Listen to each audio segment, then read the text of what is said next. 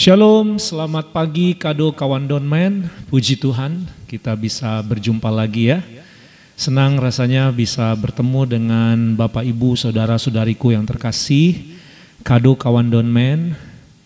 Ya, kita bertemu lewat udara, lewat online, lewat channel YouTube ini. Tapi kita percaya bahwa sekalipun pertemuan kita terbatas ya oleh ruang, tapi saya berdoa, saya yakin Tuhan kita adalah Tuhan yang maha hadir. Dia ada dimanapun, Dia ada di setiap ruang hati kita, Dia ada di ruang dengar kita.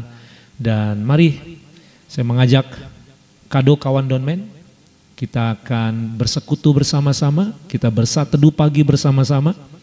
Dan biarlah Roh Kudus yang akan menolong Anda dan saya, supaya kita semua dapat menikmati hadiratnya, lawatannya, berkatnya, kasih setianya. Amin.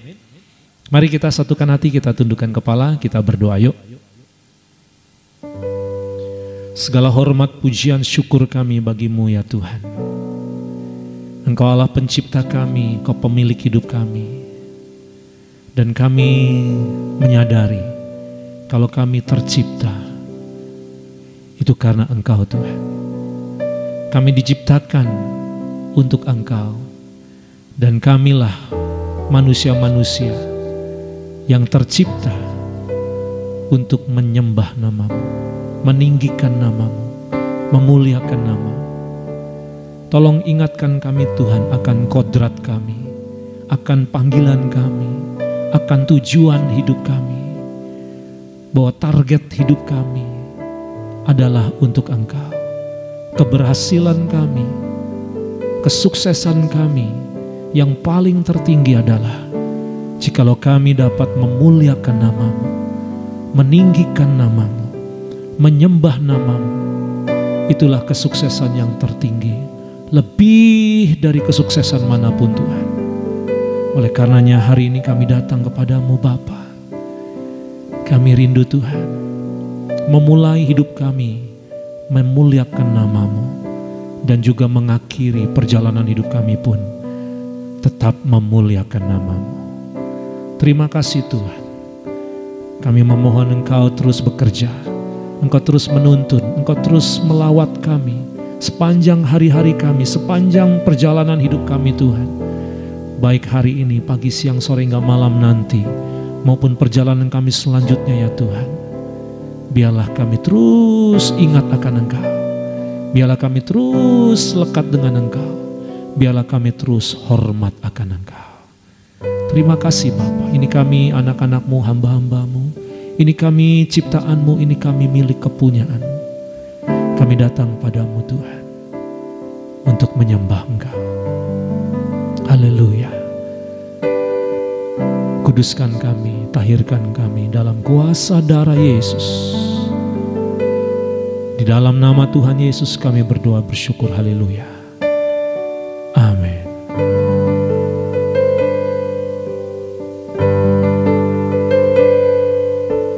Bila ku buka mataku, lihat wajah-Mu, katakan ku terkagum.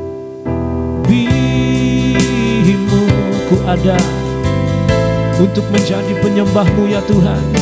Mari kita katakan lagi. Dan ku ingin mengenal-Mu, dan ku ingin mengenal-Mu Tuhan, lebih dalam dari semua yang ku kenal. Tiada kasih yang melebihi-Mu. Ku ada untuk menjadi penyembah-Mu, dan ku ingin mengenal-Mu Tuhan, lebih dalam dari semua yang ku kenal. Tiada kasih yang melebihi-Mu. Ku ada untuk menjadi penyembah-Mu, dan ku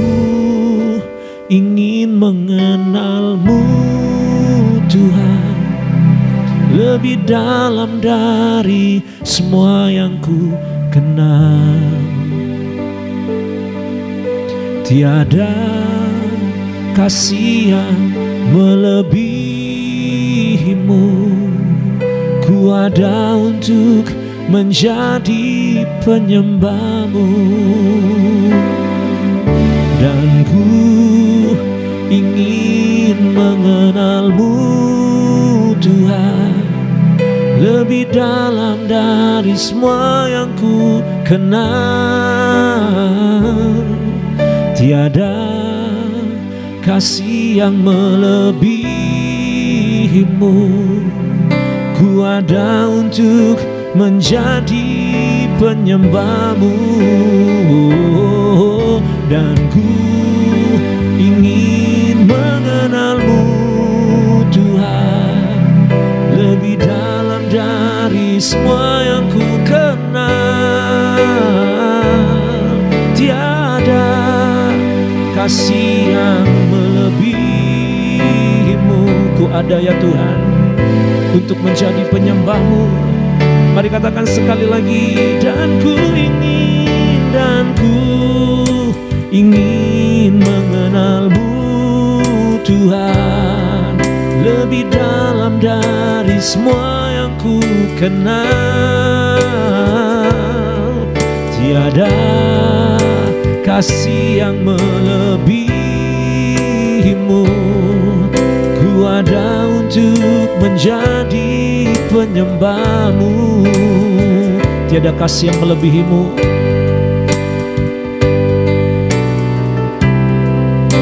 ku ada untuk menjadi,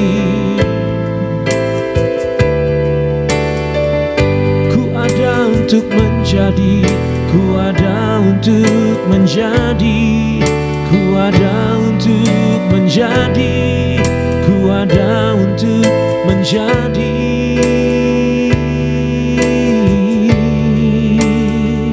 penyembahmu.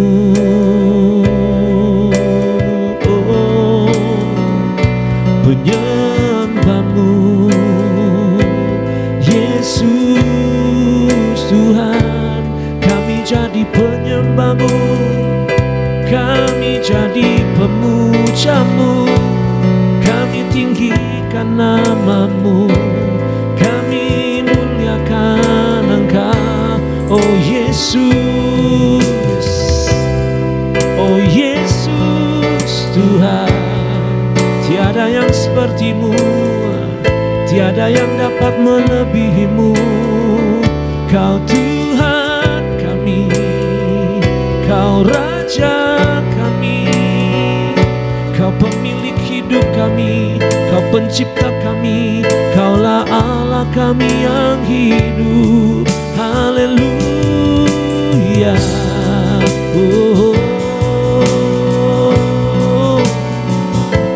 Sembah kami, pujian kami, hormat kami, pengagungan kami bagimu, Yesus Tuhan, Yesus Raja, Yesus yang terbesar, yang lebih dari segalanya. Hormat kami, pengagungan kami, haleluya, haleluya. Terima kasih Tuhan, terima kasih Yesus, haleluya, haleluya.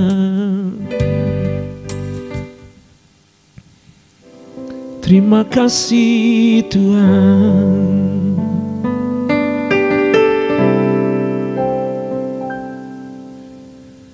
Ku ingin selalu bersekutu denganmu, menikmati hadiratmu. Biarkan rohmu tinggal dalam hidupku,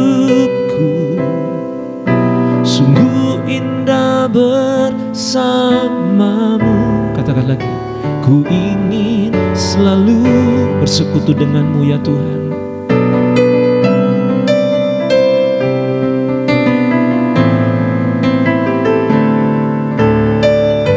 Biarkan rohmu ya Bapa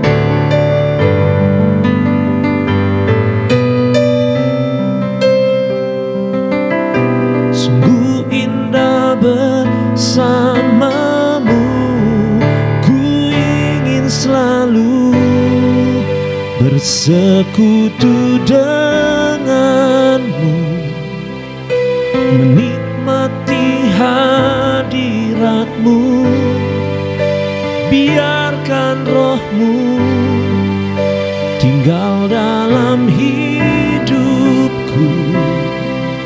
Sungguh indah bersamamu. Mari katakan, ku ingin selalu bersekutu, menikmati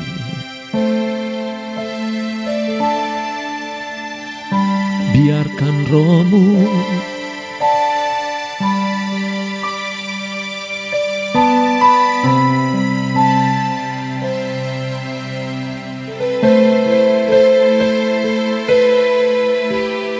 mari katakan lagi dengan lembut.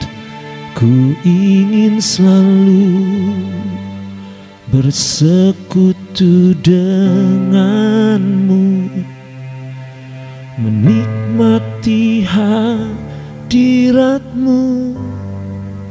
Biarkan rohmu tinggal dalam hidupku. Sungguh indah bersamamu. Katakan lagi, ku ingin selalu bersekutu denganmu, menikmati hadiratmu. Biarkan rohmu tinggal dalam hidupku. Amin, amin. Sungguh indah bersamamu. Ku ingin selalu bersekutu denganmu, menikmati hadiratmu. Biarkan rohmu tinggal dalam hidupku. Sungguh indah bersamamu. Ku ingin selalu bersekutu denganmu, menikmati hadiratmu. Biarkan rohmu tinggal dalam hidupku. Sungguh indah bersamamu. Sekali lagi katakan, ku ingin selalu bersekutu denganmu, menikmati hadiratmu ya Tuhan. Biarkan rohmu Tuhan tinggal dalam hidupku. Sungguh indah,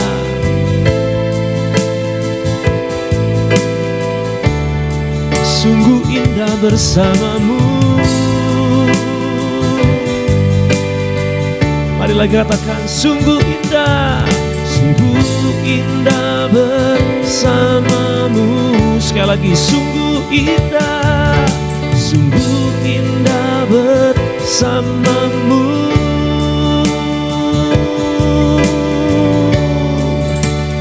Selamanya,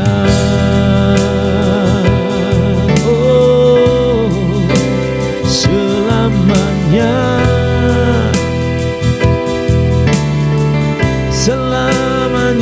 Selamanya, namamu kekal, namamu besar, namamu ajaib, kemuliaanmu selamanya, selamanya. Kemuliaanmu lah yang bersinar, kemuliaanmu lah yang kekal, melintasi langit dan bumi.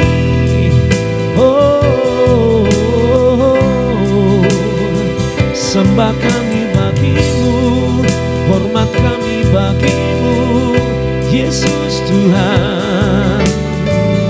Ya Roh Kudus yang ajaib, ya Roh Kudus yang mulia, ya Roh Kudus yang besar.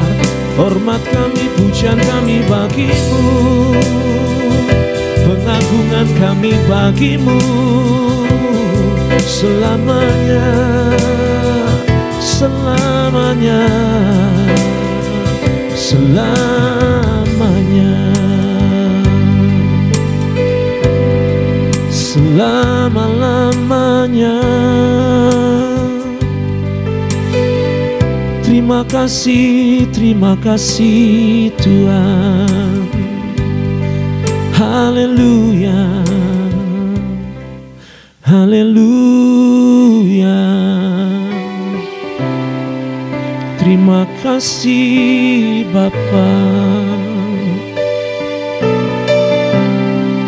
Terima kasih Tuhan.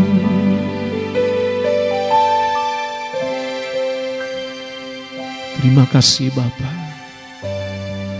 Ketika kami mengucap syukur ya Tuhan buat kesempatan yang indah ini untuk kami ada di hadirat-Mu. Bersama dengan Kado kawan Donmen dimanapun berada ya Tuhan. Kami sudah naikkan pujian kami, penyembahan kami, pengagungan kami bagimu, biarlah Engkau disukakan, disenangkan. Dan saatnya kami mau duduk diam, mendengar, memahami, mengerti, dan menghidupi firman-Mu ya Tuhan. Mari Roh Kudus tolonglah, agar kami semua dapat hidup sesuai dengan kehendak-Mu, hidup di dalam tuntunan firman. Di dalam nama Tuhan Yesus kami berdoa bersyukur, haleluya, amin. Shalom, Kado kawan Donmen. Ya, mari kita belajar firman Tuhan untuk renungan pagi di hari Minggu ini. Ya, saya mengajak kita sama-sama untuk belajar kembali tentang ibadah yang benar. Kali ini kita masuk bagian yang ketiga.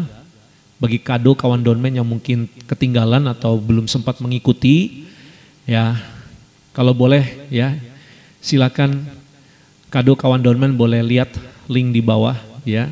Atau Bapak Ibu bisa mencari ya seri yang pertamanya ya, supaya kita bisa mengerti, memahami, berkesinambungan agar tidak sepotong-sepotong, tidak salah paham ya, dan bisa menangkap pesan Tuhan lewat renungan tentang ibadah yang benar. Oke? Nah, sekarang saya ajak kita semua untuk melihat firman Tuhan ya, bahwa di dalam ibadah itu ada 3 kata yang sangat penting, ya 3 kata yang sangat penting atau 3 kalimat ya, ya 3 kata yang sangat penting yang menjadi kekuatan dari ibadah itu sendiri, yang menjadi intinya, esensinya, ya powernya, kuasanya ibadah itu ada di 3 kata ini. Ya, yang pertama saya sudah menjelaskan tentang apa arti yang namanya menyembah, persembahan dan penyembahan. Nah, itu baru ibadah yang benar. Kalau di dalam ritual ibadah kita atau di dalam agenda ibadah kita, ya acara-acara ibadah kita, ada penyembahan, ada persembahan di sana. Tanpa ada persembahan, tanpa ada penyembahan, maka ibadah kita belum bisa dikatakan benar. Belum ya. Baru ibadah saja. Ya kita hanya ibadah saja. Ya sebagai tradisi, sebagai ritual, sebagai orang beragama, ya udah yang penting saya ada ibadah saja. Tapi mari kita belajar bukan cuma sekedar ibadah. Tapi mari kita beribadah dengan benar. Ya. Baru ada kuasanya, baru ada dampaknya, baru ada pengaruhnya. Kalau cuma sekedar ibadah-ibadah saja jadi kewajiban, rutinitas, sehingga kehidupan Anda dan saya ya begitu-gitu aja, dari dulu sampai sekarang ya gitu-gitu aja. Tidak ada terobosan rohani, tidak ada pengalaman rohani, tidak ada perubahan perubahan-perubahan hidup. Ya.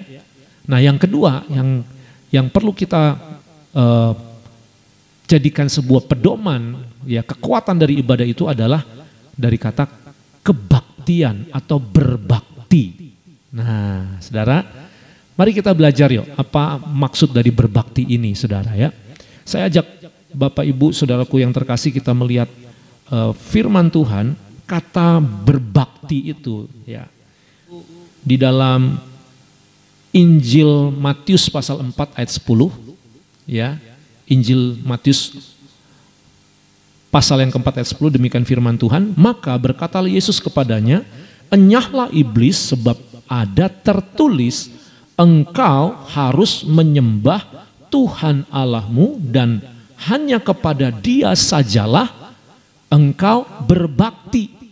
Nah, itu kata yang sangat penting dalam ritual ibadah kita. Ada yang namanya berbakti, kebaktian, saudara. Nah, namanya bakti, kata bakti itu berbakti. Ya, itu bicara tentang apa, saudara? Ya, bicara tentang dua hal. Yang pertama, Anda baru dapat dikatakan berbakti kalau hanya kepada satu pribadi, satu sosok. Ya, tidak lain dan tidak bukan, Dia adalah Tuhan Allah kita yang menciptakan kita, dan Dia bukan cuma Allah yang menciptakan kita. Bagi kita yang beriman Kristiani, kita mengenal, kita percaya kepada Allah Maha Pencipta, tapi juga Allah Maha Penebus. Nah, jangan lupa itu. Nah, itu di bagian yang pertama itu saya menjelaskan tentang pentingnya kita menyembah Allah yang menebus, Allah Maha Penebus. Ya, dua hal ini baru kita connect dengan Allah yang benar itu, bahwa Dia Allah pencipta dan Dia juga Allah penebus atau penyelamat. Ya. Jadi Allah yang sejati, Allah yang benar mengerjakan dua hal ini, menciptakan dan menyelamatkan, menciptakan dan menebus kita. Nah, itu baru. Ya. Amin, saudara. Nah, sekarang kita belajar tentang berbakti. Ada berbakti itu harus kepada satu sosok. Nggak bisa mengabdi kepada dua Tuhan atau berbakti kepada dua Tuhan. Ya, Yesus pun menegaskan itu. Kita tidak bisa mengabdi kepada dua Tuhan karena hilanglah arti berbakti itu. Tidak ada lagi kuasanya ya dalam kebaktian kalau kita hanya mengabdi kepada dua sosok, ya, dua tokoh atau dua pribadi, nggak bisa. Kalau mau bertuhan, yang bertuhan, saudara.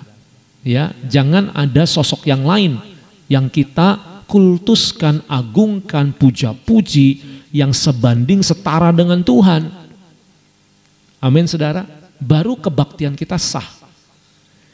Oke, nah pastikan kita beribadah kepada Tuhan. Ya, jangan ada lagi ilah-ilah lain. Jangan ada lagi Tuhan-Tuhan lain. Jangan ada lagi berhala-berhala lain. Cukup kepada Dia sajalah, Tuhan Allah kita, yang menciptakan hidupmu dan hidupku, yang menebus kita, menyelamatkan kita dari kutuk dan kuasa dosa. Hanya Dia. Oke, saudaraku. Ya. Nah, yang kedua, syarat untuk berbakti adalah kita benar-benar ada pengabdian, ada kesetiaan yang terus berlanjut, ya, tidak dipengaruhi oleh apapun, mau jarak, mau ruang, mau waktu, ya, apapun tidak akan menghalangi kita untuk tetap terus berbakti kepadanya. Ya, kita setia, kita berkomitmen, kita sungguh-sungguh. Ya, mungkin bisa saja hari ini kita ibadah nih, ya, ini sebentar lagi Bapak Ibu yang akan bergereja, pergi ke gereja masing-masing ya. Anda kan berbakti itu. Tapi setelah pulang dari gereja, itulah ujian yang sesungguhnya kita berbakti atau tidak. Kalau berbakti maka ibadah kita tetap berlanjut sekalipun kita sudah pulang dari kebaktian. Tapi kita terus berbakti kepada Tuhan di dalam sehari-hari kita, di dalam pekerjaan kita, di dalam rutinitas kita, di dalam setiap agenda-agenda kita. Ya, kita tetap ingat apapun yang kulakukan, yang kukerjakan, seperti Kolose 3 ayat 23. Ya, apapun yang aku perbuat untuk Tuhan. Nah, itu dia. Ya, tentu Bapak Ibu Saudaraku jangan disalah mengertikan ya, jangan ekstrim juga gitu loh. Kalau kita bicara tentang semuanya untuk Tuhan itu bukan berarti kita ini hanya fokus kepada rutinitas ritual-ritual ibadah gitu ya. Tidak, saudara. Di dalam bekerja kita, dalam agenda aktivitas kita, itu pun adalah sebuah berbakti. Kalau apa? Kalau kita menjaga hati kita, menjaga mulut kita, menjaga sikap perbuatan kita untuk tidak menyakiti Tuhan. Ya, kita tetap takut akan Tuhan. Ya, sama seperti kita di gereja kan. Kita di gereja kan kita benar-benar menjaga mulut kita. Gak mungkin kan kita di gereja kita berani berkata-kata kasar, berkata-kata kotor, kan lagi kebaktian. Betul gak? Ya kan? Kita juga gak mungkin kan berontak lawan aturan, udah liturgi, sudah tata cara ibadah, sudah diatur, terus tiba-tiba kita menyanggah instruksi, protes ya. Kita kan gak, ya udah kita ikutin aja. Betul gak, saudara? Ya kan? Nah, seperti itu. Nah, semangat itu, ya, ketaatan itu kita bawa di luar gereja, di mana kita pun tetap dong menjaga mulut kita, menjaga hati kita, menjaga perbuatan kita untuk kita tidak melakukan sebuah pelanggaran-pelanggaran, ya, atau kita memberontak melawan apa yang sudah Tuhan firmankan, apa yang sudah Tuhan kehendaki. Baru kebaktian kita benar. Amin, saudara. Nah, ketika Yesus digoda, dicobai di padang gurun, iblis bermanuver, iblis mencoba untuk menjatuhkan Yesus. Ya, iblis mencoba untuk merayu, menjebak Yesus, ya, memprovokasi Yesus supaya Yesus itu jangan berbakti kepada Allah. Tapi berbakti kepada siapa? Ya, tidak ada pilihan lain. Yang maunya berbakti kepada setan. Ini sebuah pertarungan, saudara. Ya, di mana Yesus ini kalah atau menang, gitu. Tapi kita bersyukur kita punya Tuhan Yesus, Allah yang menang. Amin, saudara. Ya, kalau Anda dan saya percaya kepada Kristus, maka saya yakin Anda pun akan memiliki kemenangan-kemenangan. Karena kita berguru, kita percaya, kita menyembah, kita mengagungkan Yesus sang pemenang. Betul nggak, saudara? Semua nabi pernah berhadapan dengan setan. Ada yang jatuh, ada yang kalah. Raja-raja juga sama, ya, berhadapan dengan setan. Rasul juga sama, berhadapan dengan setan. Bahkan manusia yang pertama kali, Adam dan Hawa pun berhadapan dengan setan.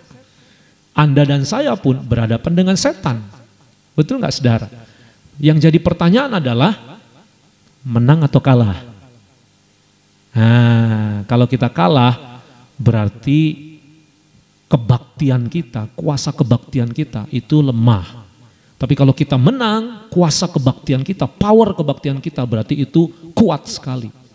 Dan Yesus satu-satunya yang tidak terkalahkan dan tidak bisa terkalahkan oleh iblis, ya, oleh setan. Nah, coba cek dan recheck, saudara. Kita mengikuti sosok pribadi yang mana yang kita berbakti. Apakah kita mau mengikuti tokoh atau sosok pribadi yang kalah sama setan, atau kita mau mengikuti sosok pribadi tokoh yang menang atas setan? Ingat ya, yang menggoda Yesus bukan setan kaleng-kaleng loh. Yang menggoda Yesus bukan setan kaleng-kaleng. Ini adalah pemimpinnya langsung. Ini adalah sang penguasa, kuasa kerajaan gelap. Ya. Jadi bukan yang ecek-ecek, saudara. Kita nih jujur ya, kadang-kadang kita dengan yang ecek-ecek aja bisa kalah loh. Ya kan? Iya. Artinya apa? Ya, kita ini baru aja digoda dikit, disenggol dikit, jatuh, saudara. Ya kan? Belum dipengaruhi oleh orang-orang sekeliling kita nih, orang-orang yang memang dipakai setan, jadi alat setan untuk menghancurkan kita, untuk menggoda kita. Kita sendirian aja di kamar, kita sendirian aja di rumah, kita sendirian aja di sekolah, di kampus. Kita sendirian aja nih. Tiba-tiba tuh pikiran kita lah, betul nggak? Hati kita lah, itu bisa tergoda. Ayo, bener nggak saudara? Ya, apalagi kalau misalnya kita dalam pergaulan, waduh itu lebih kencang lagi tuh godaannya. Ya kan? Ya. Nah, saudaraku, mari kita belajar, ayo. Berbaktilah kepada sosok pribadi yang menang atas setan, dan Yesus adalah pemenang. Amin. Bahkan dia nantang balik, dia balikkan kepada setan. Dia berkata apa, saudara? Ya, kita ulangi lagi ya, apa yang diucapkan Yesus, saudara. Yesus berkata apa, saudara? Yesus berkata, engkau harus menyembah Tuhan Allahmu dan hanya kepada Dia sajalah engkau berbakti, hanya kepada Dia. Nah, masalahnya iblis ini mau nggak nyembah Tuhan? Ingat ya, di dalam iman Kristen, iblis ini awal mulanya malaikat. Malaikat yang memberontak, tidak mau berbakti kepada Tuhan. Jadi kalau kita ikut setan, percayalah, kalau kita ikut setan, percaya setan, roh pemberontakan itu akan ada pada kita. Ya, pasti ada. Karena yang kita sembah setan yang memang sifat karakternya berontak, menentang, melawan. Karena arti setan itu sendiri adalah sang penentang, sang pemberontak. Tapi kalau Anda dan saya menyembah Tuhan, roh ketaatan, roh kelembutan, ya, itu ada padamu. Dan kalau Anda dan saya menyembah Yesus, Yesus itu lembut hatinya, rendah hati dia. Jadi kalau Anda dan saya percaya kepada Kristus, saya enggak percaya, saudara, kalau Anda itu jadi tinggi hati dan jadi sombong, lalu Anda itu keras hati, ya, tidak mungkin. Karena apa? Yesus yang asli, Yesus yang benar, lembut hatinya, rendah hatinya. Bukankah Yesus pernah berfirman, marilah belajar kepadaku, belajarlah kepadaku karena aku lemah lembut dan rendah hati. Itu dua karakter Kristus tuh. Jadi kalau Anda dan saya berbakti kepada Kristus, maka kelembutan hati, kerendahan hati akan menjadi milik saudara dan milik saya. Yang setuju katakan amin. Oke, saudaraku? Ya, ini penting, saudara, untuk kita mengerti. Mari pastikan hanya satu pribadi kita berbakti dan konsistensi kita terus menerus tidak akan lekang oleh waktu, dari remaja, tua nanti sampai akhir hidup kita, saudara. Konsisten tetap berbakti kepada Tuhan. Sekali Yesus, tetap Yesus. Haleluya.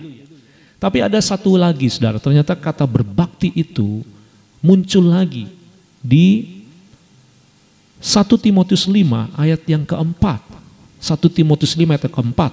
Firman Tuhan berkata begini, tetapi jikalau seorang janda mempunyai anak atau cucu, hendaklah mereka itu pertama-tama belajar berbakti kepada kaum keluarganya sendiri dan membalas budi orang tua dan nenek mereka, karena itulah yang berkenan kepadanya, saudara.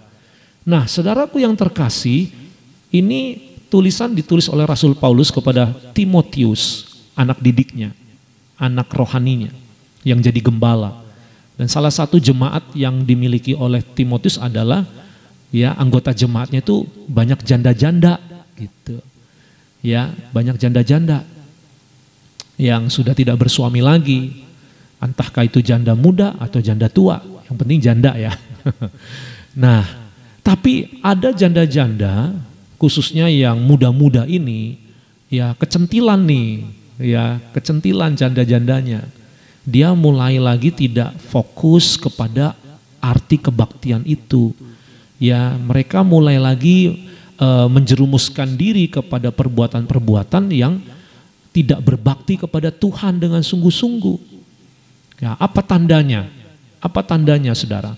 Salah satu tandanya adalah mereka ngaku-ngaku berbakti kepada Tuhan, tetapi mereka tidak bertanggung jawab, tidak peduli kepada keluarganya.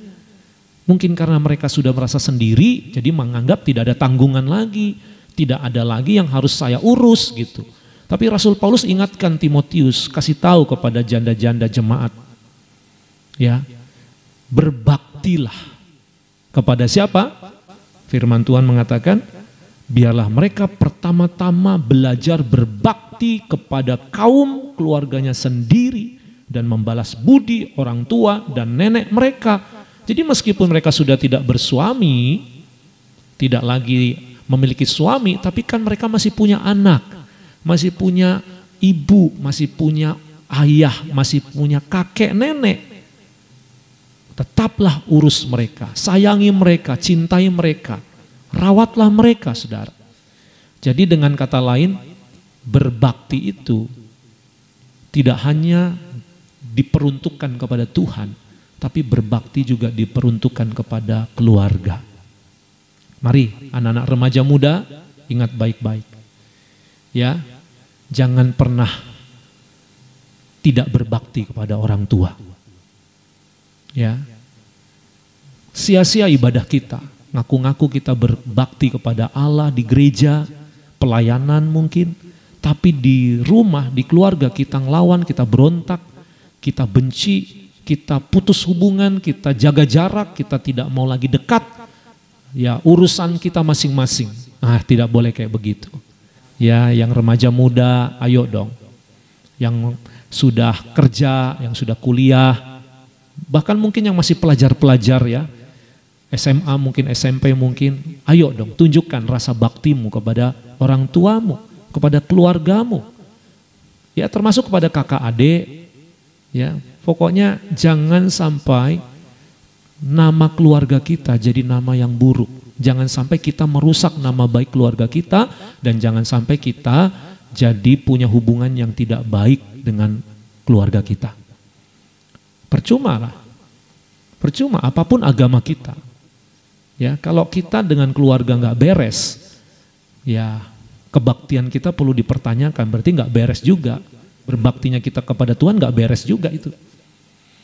Ya, saya tahu ya saudara bahwa tidak mudah ini, karena banyak kepala ya, banyak ide, banyak sifat karakter yang berbeda ya.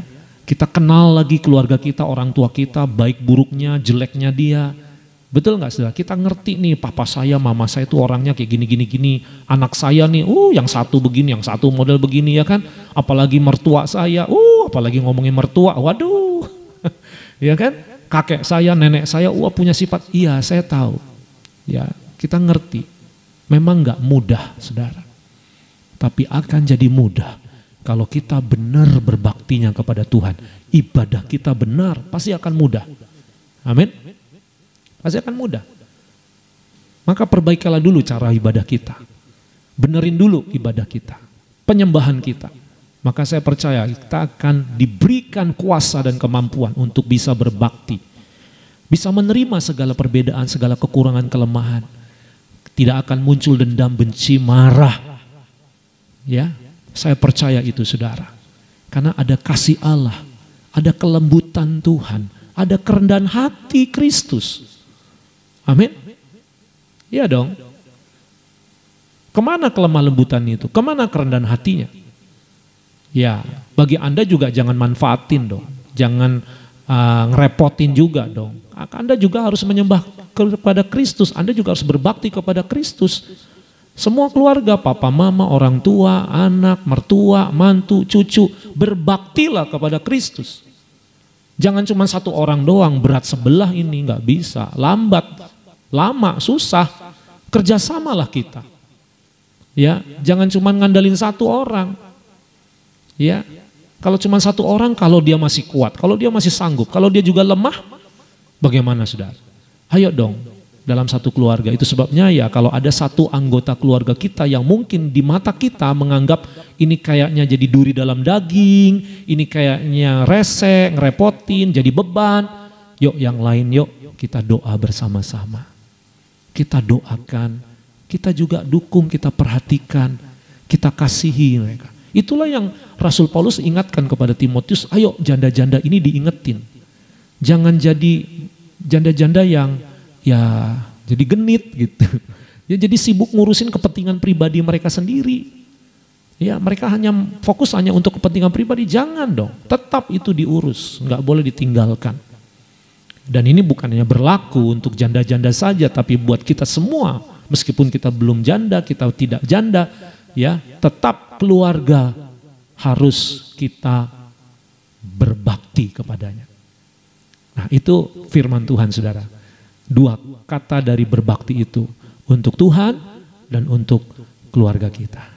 Kiranya renungan firman ini memberkati kita semua, dan saya berdoa semoga keluarga kita, aku dan seisi keluargaku, sebagaimana Yosua pernah berkata, aku dan seisi keluargaku, apa saudara? Beribadah kepada Tuhan. Kiranya itu terjadi atas kehidupan Bapak Ibu semuanya. Mari kita berdoa yuk.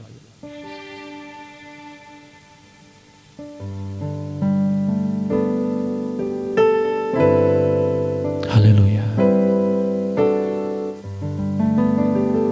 Keluargaku, bersama keluargaku melayani Tuhan. Bersatu selamanya mengasihi Engkau ya Tuhan. Tiada yang dapat melebihi kasih-Mu ya Tuhan. Bagi kami Engkau segalanya. Tiada yang dapat melebihi kasih-Mu ya Tuhan. Bagi kami Engkau segalanya. Bagi kami Engkau segalanya.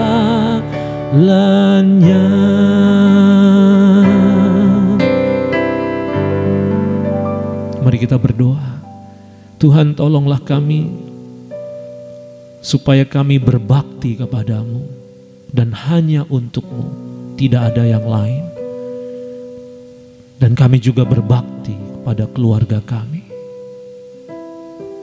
Ampuni kami Tuhan kalau Kau dapati kebaktian kami mendua hati.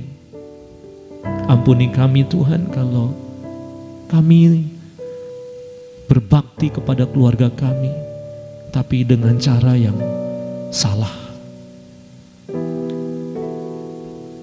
Tuhan tolong supaya tidak ada permusuhan, tidak ada kebencian, tidak ada kerenggangan, tidak ada iri hati, tidak ada benci di antara kami keluarga. Saya berdoa secara khusus untuk kado kawan Donmen yang mungkin ada yang sudah tidak bersuami lagi, sudah sendiri, single parent. Suami Anda sudah dipanggil Tuhan, mungkin yang baru atau sudah lama. Engkau tidak sendirian, ada Tuhan bersamamu. Engkau tidak sendirian, ada Tuhan bersama, menyertaimu. Ada Tuhan yang tetap jadi suami kita secara rohani. Dia mengasihimu lebih dari siapapun. Tuhan tidak pernah tinggalkan kita. Mari terus berbakti kepadanya. Dan kalau benar kita berbaktinya, kita pun bisa berbakti kepada keluarga kita. Ingatlah bahwa engkau tidak sendirian, masih engkau punya anak, engkau masih punya orang tua, engkau masih punya kakek nenek, engkau masih punya saudara, engkau masih punya keluarga. Kasihilah mereka, perhatikanlah mereka, sayangilah mereka. Begitu juga sebaliknya, kalau ada di antara kita, ada anggota keluarga kita yang sudah menjanda, mari perhatikanlah mereka, pedulikanlah mereka, apalagi janda-janda yang sudah usia. Ayo, hai anak-anak, dia ibumu, dia ibumu. Sayangilah dia. Percumalah kita beribadah dan berbakti jikalau kita pun tidak berbakti kepada keluarga kita, khususnya orang tua kita. Mari sayangilah mereka, perhatikanlah mereka. Terima kasih Tuhan, ini doa kami, ucapan syukur kami. Kami serahkan kehidupan kami ke dalam tangan kasih-Mu. Ibadah yang akan kami selenggarakan, yang kami lakukan hari ini, di hari Minggu ini, biarlah kami sungguh-sungguh beribadah, berbakti dengan benar ya Tuhan. Ini doa kami Bapa, ucapan syukur kami.